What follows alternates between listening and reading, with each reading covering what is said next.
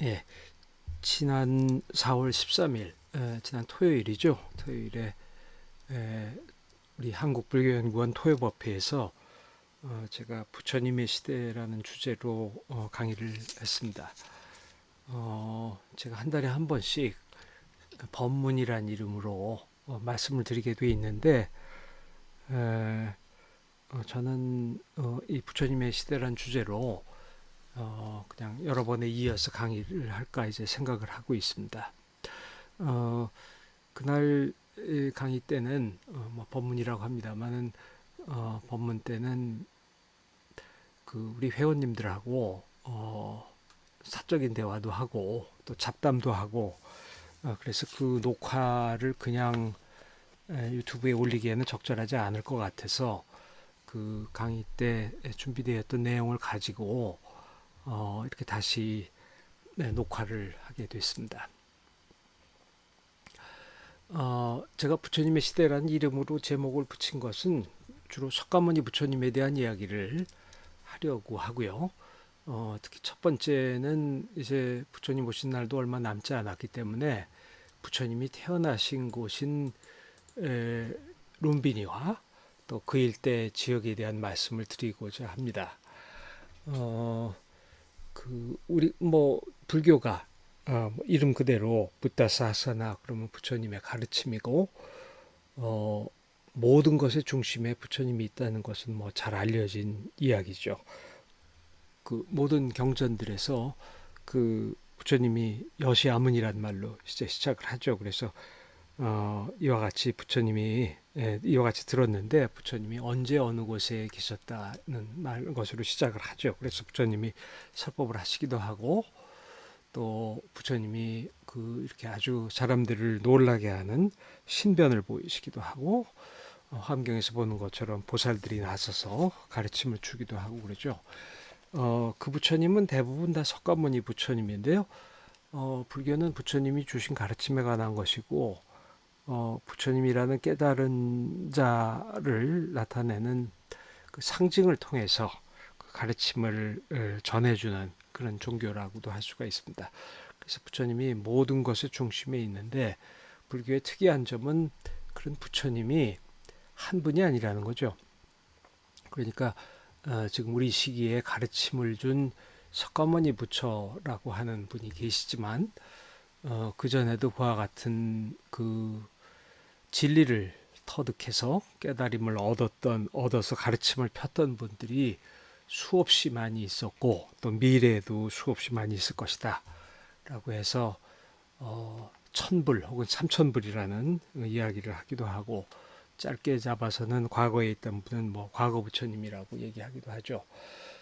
그리고 그뿐만 아니라 또 그 부처님은 전 세계의 이 무한한 여러 곳에 무수히 많은 세계에 여러 곳에도 다 부처님들이 계시고 거기서 이제 가르침을 펴면서 중생들을 교화하고 계시다고 얘기를 해서 또 우리 소위 대승불교에서 타방불이라고 하는 그런 부처님들도 있고요.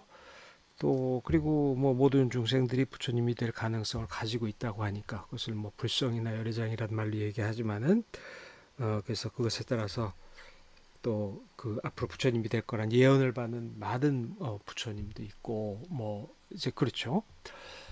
근데 이제 그 중에서도 그 역시 핵심이 되는 것은 지금 우리 시대에 이 가르침을 발견해서 펴준 석가모니 부처라고 할 수가 있습니다. 그래서 석가모니 부처님은 서양 사람들은 역사적인 부처라고 얘기했고요.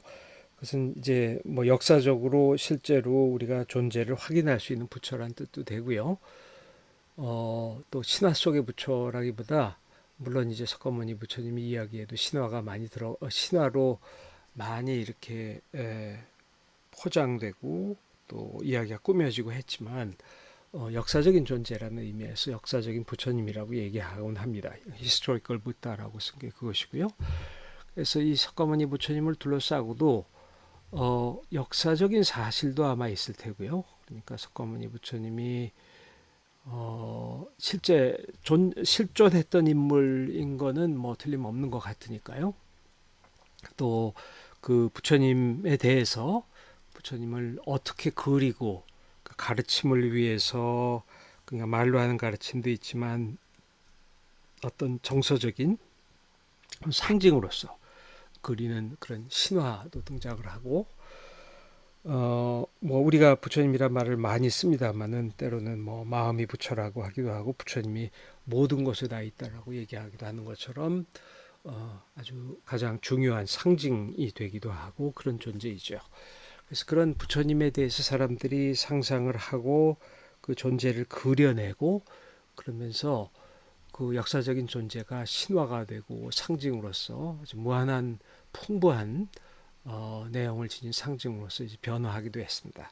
그래서 그런 것들이 불상에 반영이 되고 여기 보시는 것처럼 왼쪽에 있는 기원후 한 3세기 초쯤에 만들어진 간다라 불상 같은 데서는 지역적인 특성을 반영해서 서방적인 풍모가 반영된 그런 불상이 만들어지기도 했고 오른쪽에 있는 불상은 5세기 후반 한 470년경에 인도 겐지스강 유역에 그러니까 말하자면 좀 더 인도 본토라고 할 수 있는 지역에서 만들어졌던 부처님에 대한 상상을 반영하는 불상을 볼 수가 있습니다. 제가 이제부터 이제 뭐 몇 달에 걸쳐서 할 강의에서는 이런 부처님들의 관한 어쨌든 역사적인 사실이 있었을 테니까 우리가 어떤 것들을 텍스트나 혹은 유적이나 유물을 통해서 알 수 있는가 그런 것들에 대한 말씀을 드리도록 하겠습니다. 그런 것이 여러분들이 알고 계시는 석가모니 부처님에 대한 이해에 도움이 되기를 기대하겠습니다.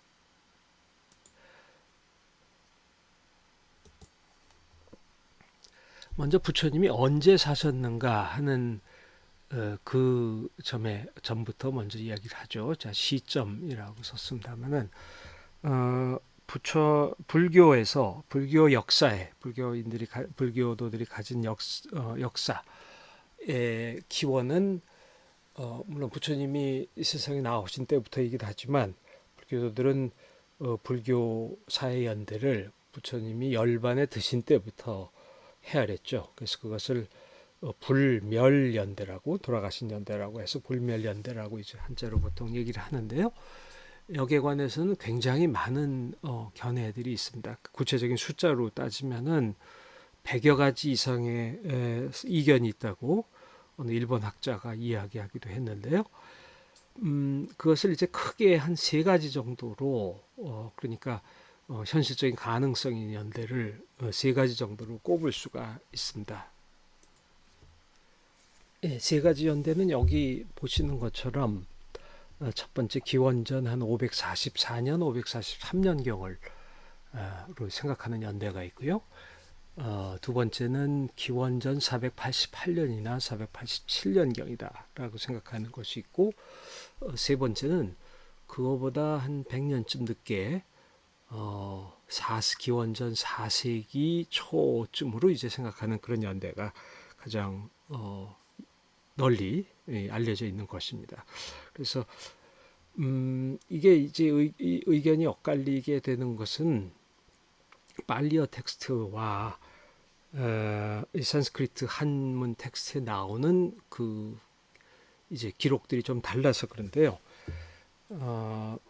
이 중에서 위에 보이는 그 1번과 2번은 그 팔리어 텍스트 쪽에서 부처님 돌아가신 이후의 왕계를 이렇게 더해서 계산해 보면은 부처님이 왕계를 더해서 계산하고 또 저기 부처님이 돌아가신 연대가 아쇼카 왕이 즉위하기 218년 전이라고 하는 것에 기초한 것입니다. 그래서 아쇼카는 기원전 3세기에 즉위했다고 알려져 있는데 그 아쇼카의 그 즉위년에 대해서도 뭐 상당히 좀 완전히 정확하지는 않은데 기원전 3세기에서 218년을 더할 때 아쇼카 왕이 즉위한 연대를 326년으로 계산한 것이 연대가 1번이 되는 것이고요. 기원전 326년이죠. 아쇼카가 280년, 기원전 280년에 즉위했다고 해서 계산한 것이 기원전 488년 혹은 487년 정도가 되는 것입니다. 그래서 그 위 두 가지 다 남방 불교에서 이제 시작된 것인데 빨리어 경전이기 때문에 1번은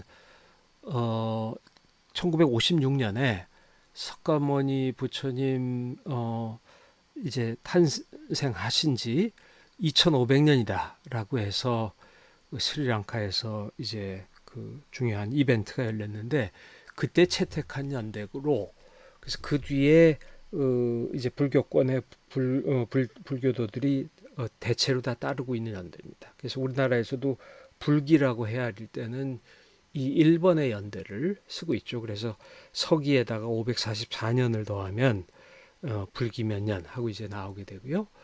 2번은 아까 말씀드린 대로 280년 혹은 279년 정도를 이제 더한 연대입니다. 이 두 가지가 다 남방불교 전통이고요. 3번은 산스크리트나 한문 텍스트 쪽에서는 아쇼카 왕이 석가모니 부처가 돌아가시고 나서 100년쯤 뒤에 아쇼카가 즉위했다라고 하는 이제 설이 있는 겁니다. 그래서 그때 한 100 정도를 더하면 아쇼카 즉위 연대라고 추정되는 것에 여기 보는 것과 같은 이제 여러 가지 연대가 이제 나오게 되는 거죠.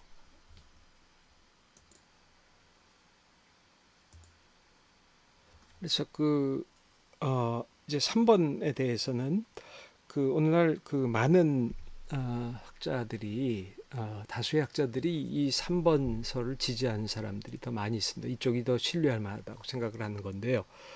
1988년에 그 이 석가모니 부처의 연대를 부처님의 연대를 이제 논의하기 위해서 독일에서 일주일 동안 학술회의가 열렸는데 그 결과가 방대한 책으로 이제 편찬 간행되기도 했습니다. 근데 이때 모인 학자들의 상당수가 이 3번 쪽의 견해를 지지하고 그쪽이 더 신뢰할 만하다고 생각을 했고 저도 이 3번 쪽의 연대를 따르는 입장입니다. 그러니까 석가모니 부처가 아쇼카왕이 즉위하기 한 100년쯤 전에 돌아가셨을 것이다 하고 이제 4세기 후반이라고 생각을 하는 거죠.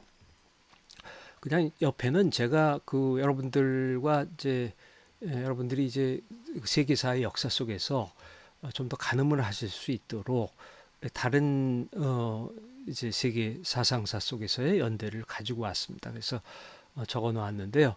마하비라는 물론 자이나교의 창시자로 알려진 사람인데요. 24번째 디르탕카라, 그러니까 붓다와 같은 자이나교의 성자고요. 그래서 이 사람은 기원전 5세기에 죽었다고도 하고 근데 자이나교 쪽에서는 좀 더 공식적으로는 기원전 한 527년쯤에 죽은 것이 아닌가 하고 이제 그렇게 받아들이고 있습니다. 여기도 굉장히 이제 역사적으로 아주 정확하기보다는 신화적인 내용이 많은데요. 그래서 어쨌든 석가모니 부처보다는 좀 시기가 올라간다고 이제 생각을 하고요. 근데 자이나교는 역사적으로 24명 중에서 23번째 띠르탕카라 그런 사람이 바라슈바나타인데 이 사람도 역사적인 인물이 아닌가 하고 생각을 하고 있습니다. 그래서 이 사람은 기원전 7세기 혹은 8세기경에 살았던 것이 아닌가 하고 생각을 하는데 그렇다면은 자이나교의 역사는 더 높이 멀리 올라가는 거죠. 그 다음에 중국으로 오면 공자가 479년에 죽은 것으로 알려져 있고요. 노자는 좀 잘 모르고 그보다 조금 늦지만 서쪽으로 가서 소크라테스는 기원전 399년에 죽었네요. 근데 역사적으로 이 시기는 인도에서는 16개 나라의 시대라고 16국 시대 마하자나바다라고 얘기하기도 하고 솔라샤 마하자나바다라고 얘기하는데 세계사 속에서는 페르시아 제국이 이제 흥기했던 시기입니다. 그러니까 아쇼카 이전에 기원전 6세기부터 한 6세기, 5세기에 페르시아 제국이 서쪽에서 아주 흥성했고요. 그리고 이 페르시아 제국은 알렉산더 대왕이 이제 원정을 시작하고 페르시아 제국 무너뜨림으로써 이제 멸망하게 됐는데요. 그래서 페르시아 제국의 퀴루스와 다리우스가 6세기, 5세기 사람이고 다리우스 때 이제 스물 몇 개의 이제 프로빈스가 주들이 있었는데 그 중에 가장 서쪽 부분에 우리가 아는 간다라라든지 하는 지역도 이 페르시아 제국의 일부로 포함이 되어 있었죠. 그 다음에 이제 다리우스 3세가 이제 알렉산더에게 이제 패퇴하고 페르시아가 멸망하게 되는데 그것이 기원전 330년이고요. 그래서 그 인도 서쪽은 이제 서쪽 끝은 페르시아 제국의 영토가 되어 있었고 당시 인도 그러니까 뭐 한 6세기에서 5세기, 4세기에 걸친 인도는 서쪽 페르시아 제국으로부터 많은 여러 가지 문화적이라든지 또 정치 이념이라든지 그런 면에서 영향을 받고 있었던 것으로 이제 생각이 됩니다. 그래서 그런 영향 아래 인도에서도 아쇼카 제국 같은 것들이 이제 일어나지 않게 되지 않냐, 뭐 그렇게 얘기를 하기도 합니다. 자, 그래서 그걸 이제 참고로 해 두시고요. 다시 인도에서는 16대국이라는 얘기를 제가 말씀드렸는데 16대국은 문자 그래도 16개의 나라라는 이야기죠. 그래서 이 16개 나라에 대해서는 불교 텍스트나 자이나교 텍스트에 16개가 꼽혀 있습니다. 근데 저 인도 사람들의 우리가 이런 얘기를 이제 그 불교 텍스트나 자이나교 텍스트 뭐 그런 것들을 가지고 얘기를 하고 있는데요. 인도 사람들은 이 구체적인 시점 혹은 시간의 역사를 그렇게 명확히 자세히 기록하지 않았고요.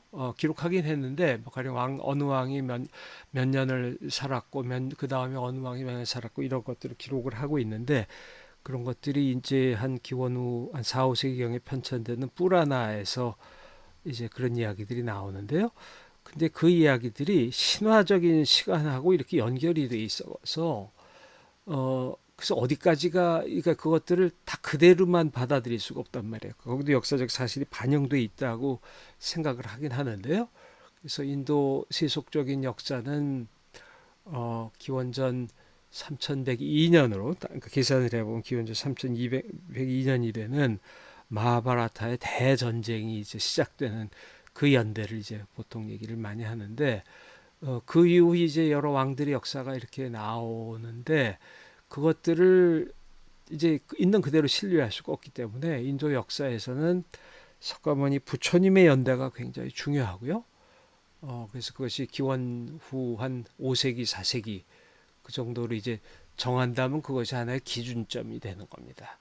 그 전의 것들은 다 상당수가 추정인 거고요. 물론 이제 부처님이라든지 아쇼카 왕의 연대 같은 것도 구체적으로 이제 시점을 확정하는 거는 서쪽에 지중해 세계의 텍스트 같은 것들하고 비교해서 이제 연대를 비교하는 거죠. 그쪽 연대가 더 정확하기 때문에 그런 걸 통해서 알 수 있는 건데요. 그런데 이제 석가모니 부처님이 이제 태어나서 활동하시던 그런 시대가 16국 대국 시대라고 하는 것은 불교나 자이나교라고 하는 종교 텍스트를 통해서 이제 그렇게 알게 된 겁니다. 그래서 이건 안구따라 니까야는 이제 발리어 텍스트 중에 하나죠. 근데 여기서 그 중에 이렇게 16개 나라를 꼽고 있습니다. 이런 16개 나라 리스트는 텍스트에 따라서 조금씩 다른데요. 공통되는 것들이 나오기도 하고요. 그래서 여기 보시면 석가모니 부처가 활동하셨던 그 지역이 대체로 여기 제가 이렇게 말씀드리는 지역이라고 할 수가 있는데 이렇게 보시면은 마가다가 있고요. 마가다는 이제 빈비사라 왕이었고 소위 아사세 왕이 아자샤뚜루가 올라가고 뭐 이제 그런 왕국이죠. 왕사성이 수도였고 가시라고 하는 것은 불교 경전에 많이 나오는 곳인데 바로 마라나시가 가시국이 있었던 것이고요. 위쪽으로 올라가면 말라라고 하는 것은 쿠시나가라에 이제 말라족이 있었다고 하죠. 그 다음에 코살라라고 하는 것은 그 우리가 슈라바스티 혹은 사위성이라고 하는 곳에 프라세나짓 왕이 있었고 이제 그러던 곳인데 이곳에도 큰 나라가 있었고 바사라고 하는 것은 지금 우리 코샨비 그쪽 지역이 되고 이런 나라 이름들이 이제 나오고 있습니다. 그리고 서북쪽으로 올라가면 간다라와 캄보자라고 하는 것이 알려져 있고요. 그 다음에 이제 남쪽으로 내려가면 아스마카 뭐 이 정도까지. 그러니까 이것은 인도 그 아리아인들이 인도에 정착을 해서 이제 나라를 구성하고 뭐 그렇게 될 때 그 사람들 세력이 그 사람들의 이 인도란 나라에 대한 지리적인 지견 또 정치적인 지배가 이 정도까지 이어져 있었던 것을 이제 알려주는 거죠.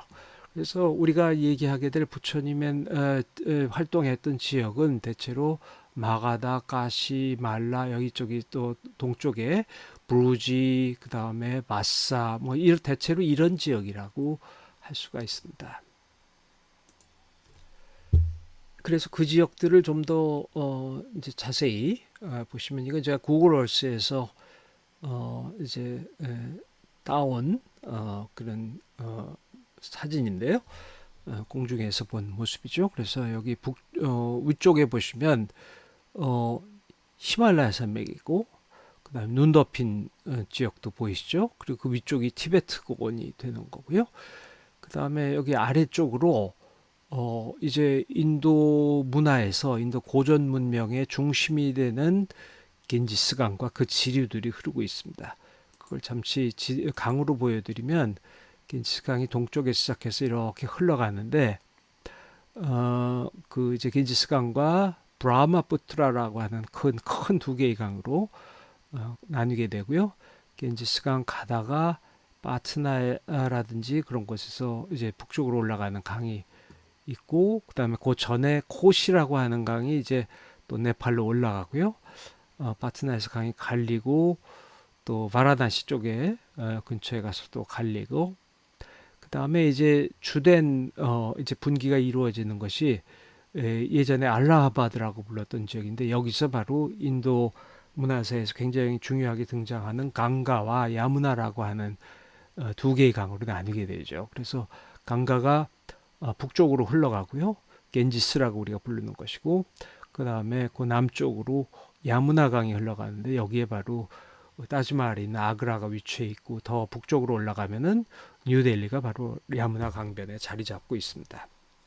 그래서 그 강줄기를 염두에 두시고 이 위성지도에서는 강줄기가 잘 안 보이는데 여기 보시면은 겐지스강이 오다가 파트나를 거쳐서 바라나시 쪽으로 해서 알라하바드로 해서 올라가는 게 보이시죠? 그래서 파트나는 아쇼카가 도읍을 했던 것이고 인도 겐지스강역에서 아주 중요한 도시였는데 그 지금의 도시는 여기 홍수가 이제 범람 때문에 그 이제 옛 도시들이 많이 파괴도 됐고 그 다음에 지금 있는 도시 현대 도시 아래쪽에 아마 옛날에 그 오래된 도시들이 이제 일부는 묻혀 있을 거라고 이제 생각이 되는 것이고요.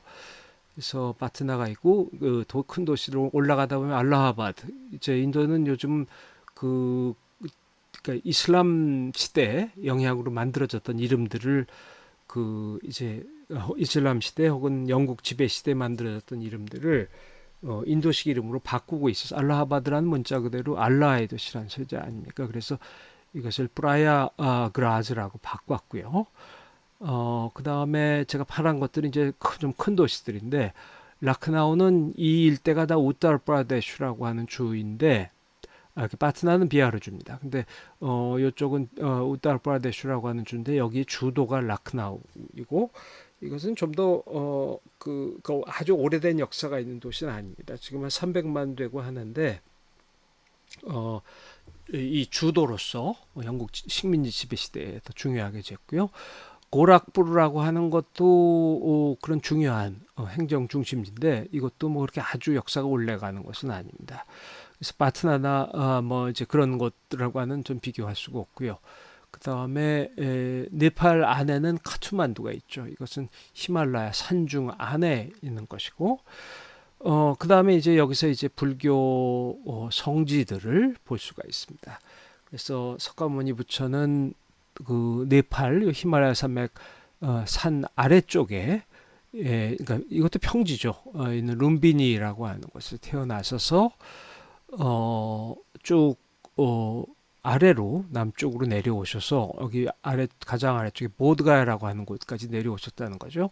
그래서 거기서 깨달음을 얻고 또 오는 길에 이 라즈길이라고 하는 것이 왕사성인데 여기에서 빈비사라 왕도 만나고 그 다음에 누구에게 자신의 가르침을 전할까 하다가 생각을 하다가 같이 수행했던 5사람을 떠올리고 사르나트의 노게아원이라고 하는 곳으로 가게 되죠. 여기가 가시국이라고 말씀드렸죠. 그래서 거기서 처음 설법을 하고 그 다음에 이 일대에서 주로 전교를 한 겁니다. 자신의 가르침을 폈는데 불교 텍스트에서는 이 슈라바스티라고 하는 것, 슈라바스티는 고살라국의 수도이고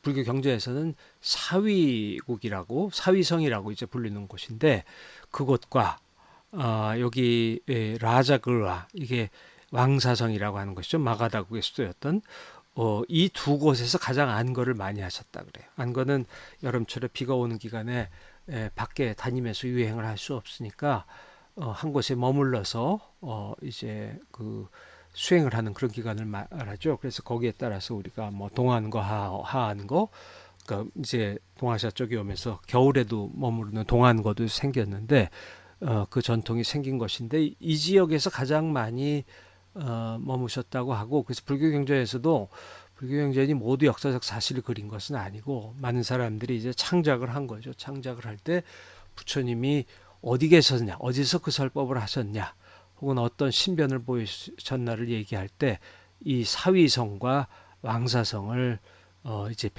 무대로 삼는 경우가 많이 있죠.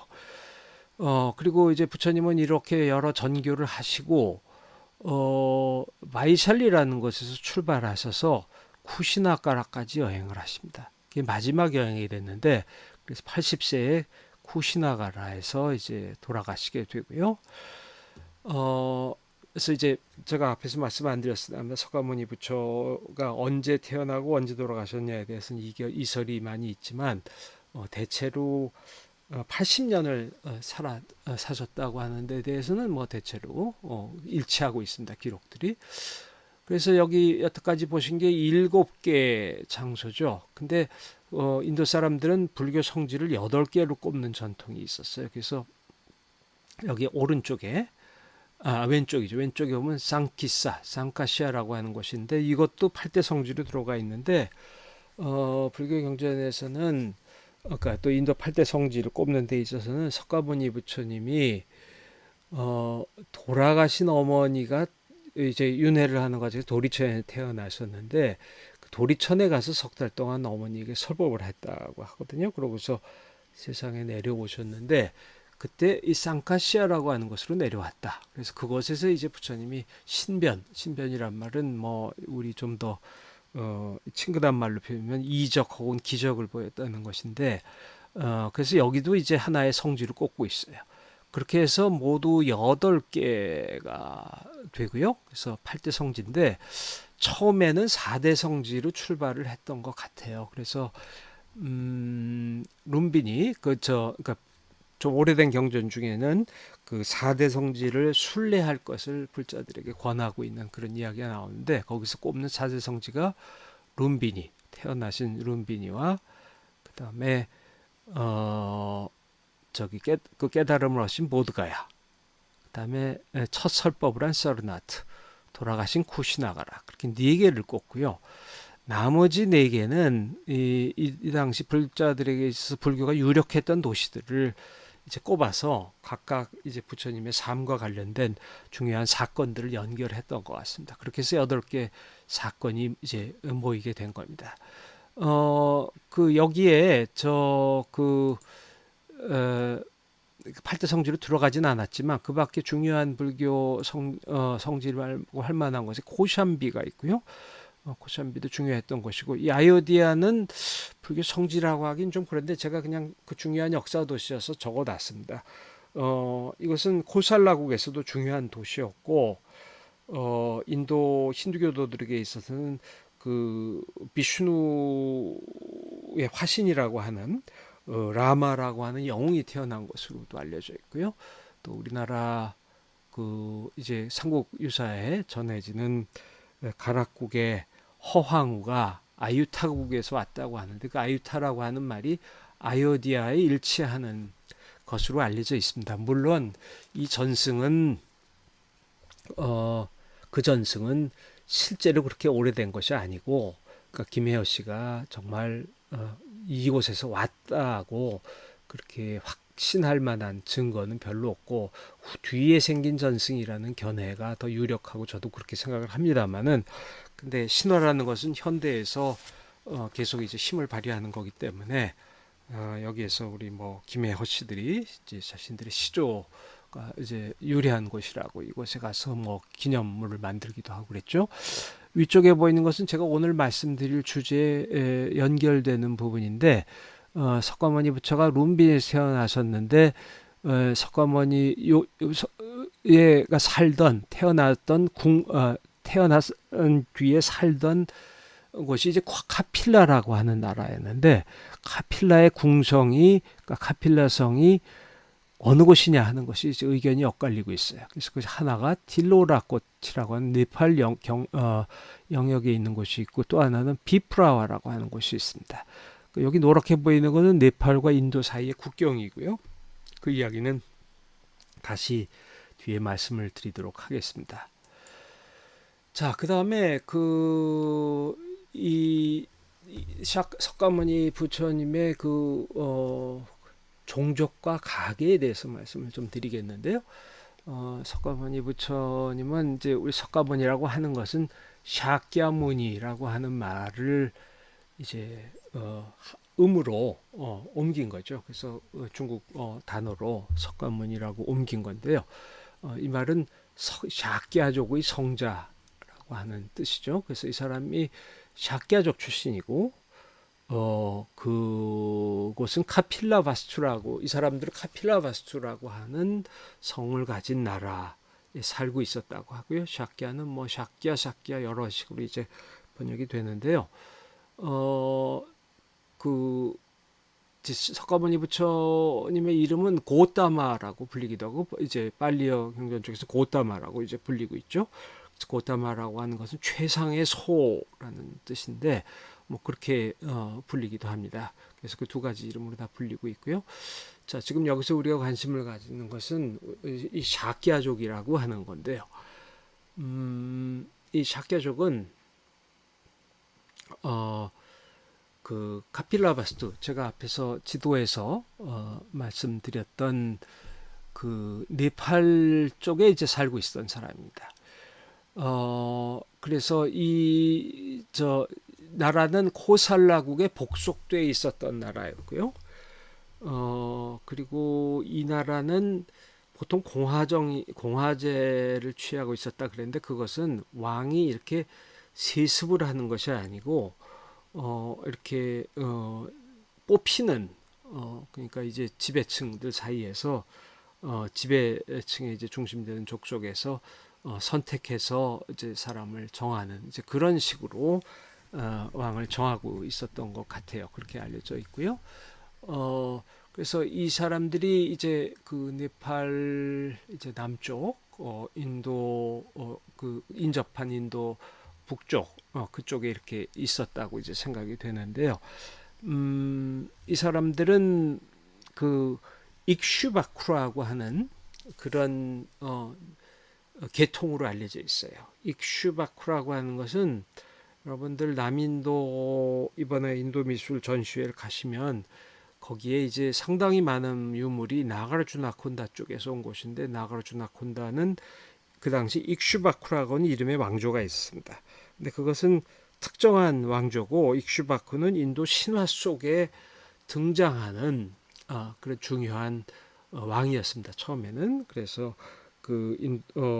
이제 인도 신화를 얘기할 때 첫 번째 사람이라고 얘기하는 마누라고 하는 사람이 있는데 인도에도 대홍수의 신화가 있어요. 세계 곳곳에 대홍수 신화들이 있는데 이제 대홍수가 올 거라고 물고기가 알려줘서 큰 배를 만들어서 결국 살아남고 이제 뭐 그랬다 이제 그런 얘기가 나오는데 그 사람의 아들 중에 익슈바쿠라고 하는 사람이 있는데 이 사람이 태양계의 종족이라고 태양계의 종족을 이루게 됐다고 하는 겁니다. 인도에서는 태양계와 달계의 두 종족, 그러니까 솔라 다이너스티와 루나 다이너스티를 이제 나누는데 신화적으로 익슈바쿠가 바로 그 수리아밤샤라가 수리아 계통이고 태양계라는 얘기입니다.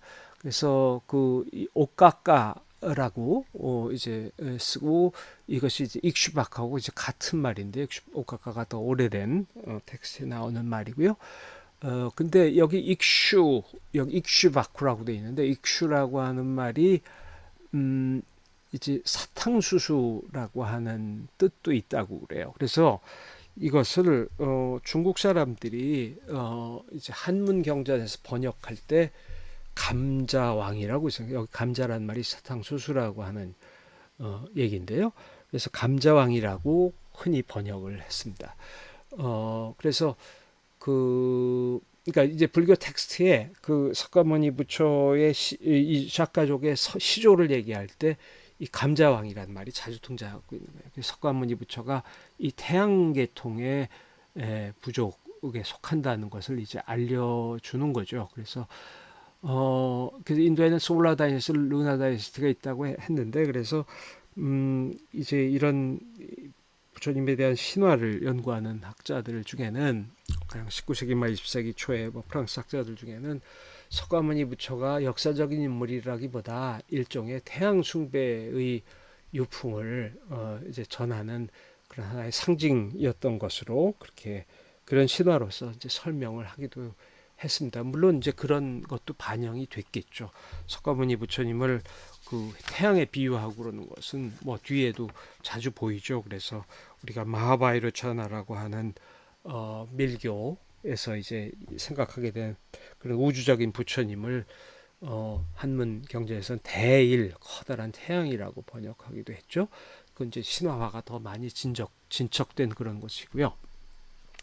근데 이 샤ක්야족은 꼴리아족이라고 하는 곳과 꼴리아족은 좀 더 동쪽에 살았는데 같은 지역에 그러니까 그 이런 두 부족이 있었던 거예요. 데바다라고 하는 곳에 살았고요. 그런데 이 꼴리아족이 과 혼인을 했습니다. 그러니까 두 부족이 서로 이렇게 그 밀접하게 관계를 갖고 그러니까 석가족 안에서 결혼을 하지 않고 꼴리아족과 결혼을 한 거죠. 근데 그 결혼을 한 양상이 굉장히 좀 복잡해요. 그래서 이것은 물론 이제 텍스에 따라서 다 상이한 얘기들이 나오죠. 이게 다 그 어떤 처음에는 역사적인 코어가 되는 사실이 있겠지만 그걸 가지고 사람들이 신화적으로 사람들 덧붙이고 뭐 이렇게 더 늘려갈 수 있는 거기 때문에요. 그래서 석가모니 부처 시다르타라고 이제 부르죠. 시다르타의 할아버지가 있는데 싱하하누라고 하는 싱가하누겠죠. 싱가하누라고 하는 왕이 있었는데 이 사람은 꼴리아족의 깐차나라고 한 사람을 하고 결혼을 했습니다. 그리고 이 할아버지의 여동생이니까 이거는 고모 할머니가 되는 거죠. 고모 할머니는 꼴리아족의 안자나라 한 사람을 결혼을 했어요. 그러니까 그렇게 가면은 여기 안자나가 있죠. 안자나는 그 고모 할머니가 역시 야소다라 석가모니 부처님의 그 부인이 야소다라였는데 원 부인이 그러니까 이제 이 서로 형제간에 서로 그 누이는 저쪽에 뭐 남자하고 결혼하고 이쪽에 남자는 저쪽에 여자하고 결혼을 하고 그렇게 한 거죠. 그렇게 하고서 석가모니 부처는 이제 석가모니 부처 할아버지는 수도다나라고 하는데 그 형제들이 여럿이 있었습니다. 그 형제들이 나나라고 한 이름이 붙는데 그게 쌀밥이라는 의미여서 그 다 이제 이런 미작하고 쌀을 경작하는 것과 관련이 있을 것이다라고 이제 여겨지고 있는데요. 이 수도다나 정반왕이라고 부르죠. 정반왕은 그 마야 대비와 프라자파티와 결혼을 했는데 이 두 사람이 자매였어요. 그리고 또 자매는 꼴리아족 출신이었어요. 그래서 여기 보시면은 그 깐짜나가 그 이거 뭐가 좀 잘못 여기 저 안자나가 있었죠. 안자나가 그러니까 고모 할머니가 안자나하고 결혼을 했다 그랬는데 애가 이렇게 넷이 있는데 그 중에 딸 마야하고 프라자파티가 또 이번엔 석가족으로 시집을 간 거죠. 그래서 마야라고 불리는 여성은 시달타를 낳았고요. 프라자파티는 난다와 우파난다를 낳습니다.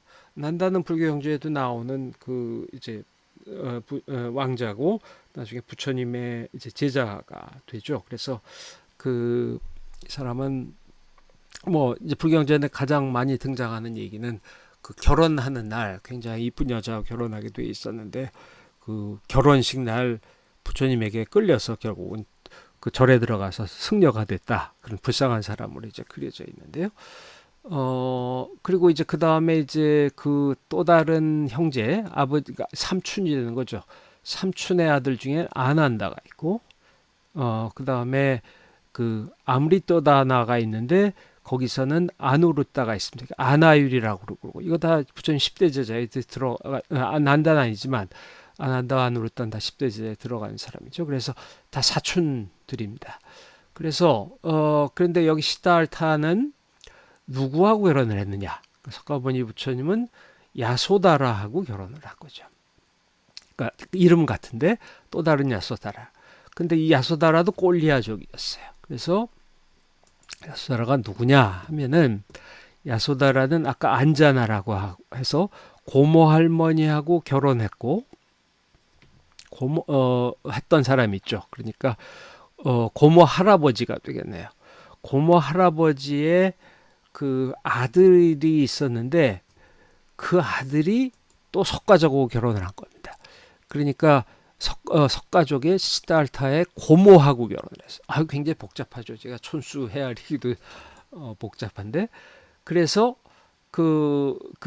거기서 이제 그러니까 어떻게 고모 할머니와 고모 할아버지의 아들이니까 이게 뭐 어떻게 되나요? 그 이제 친가라면 당숙이라고 부를 텐데 오촌쯤 되는 사람이죠.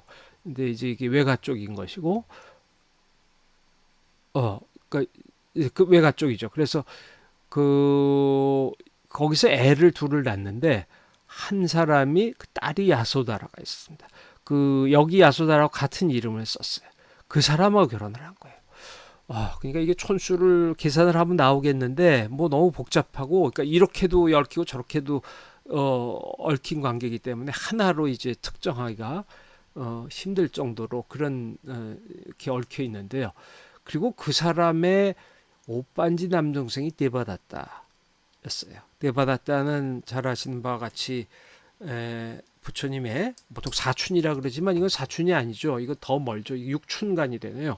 육촌, 그러니까 야수다라고 육촌인데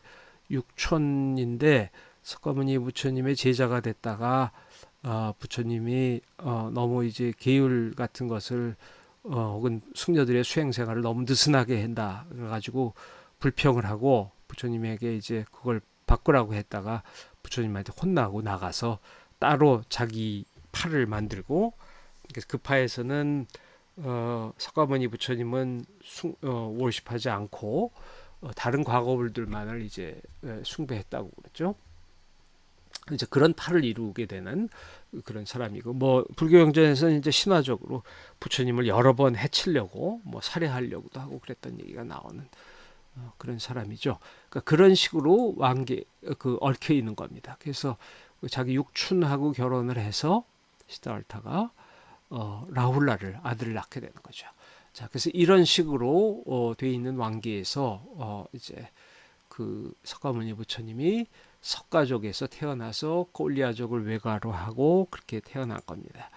그래서 그것을 이제 제가 다시 나중에 좀 더 이 지도를 가지고 말씀을 드리겠습니다.